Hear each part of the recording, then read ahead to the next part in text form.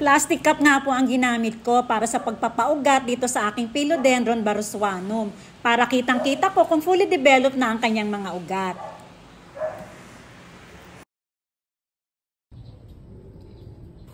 Meron po ako ditong sphagnum moss. Hindi ko po ito itinatapon, iniipon ko lang para pagka meron ako mga cuttings o yung mga pang-markot, ganyan, ito po yung ginagamit kong medium.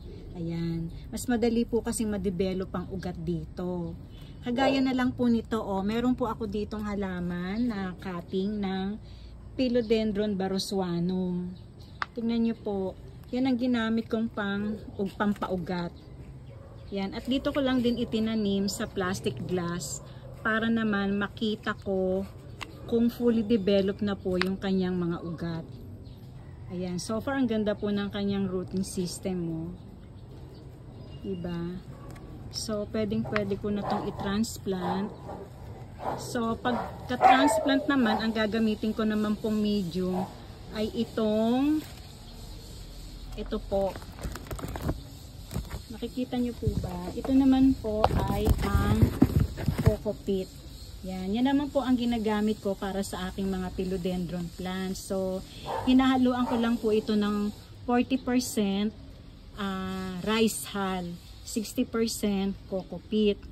Pero, sa 60-40 na yan, may konting daya. Hindi naman daya. Ito po ay pakita ko rin po sa inyo ha. Ito naman po ay ang coco cubes. Hinahaluan ko rin din po ng kaunting coco cubes sa ilalim para naman po talagang hindi maiipon ang tubig sa ating pot, no? Kasi alam niyo naman pagka ganitong mga philodendron plant, ayaw na ayaw po nila nang masyadong nababasa ang kanilang mga ugat. So ito po ay tumutulong at ang ating mga coco cubes ay tumutulong para po yung tubig na labis-labis ay bumaba po. Ayan. So, para maging maluwag po, diba? Para maluwag yung ating potting mix. Kasi pag siksikan talaga, diba po, halimbawa, isipin nyo po, pag puro lupa, or wag na lang lupa, ito na lang coco peat. Pag nabasa ang coco peat, at magsisiksik po yun, parang nag-hold po siya, nagre-retain po yung water, no? Hindi nakakalabas masyado. So, kaya tayo naghahalo ng kaunting coco cubes. So, ito na nga po yung gagamitin kong pagtataniman ng ating philodendron. Sa paumpisa ay lalagyan muna natin ng coco cubes sa ilalim. Naghalo na po ako dito ng coco peat at rice hull. 60% coco peat at 40% rice hull. Ito na nga po, tinanggal ko na sa plastic cup itong ating philodendron.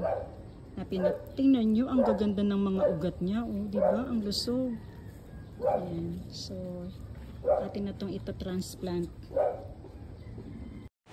At heto na nga po ang ating finished product, ang aking Philodendron baroswanum. Maraming salamat po sa inyong pagsubaybay. Ito po ang The Late Bloomer. Happy planting!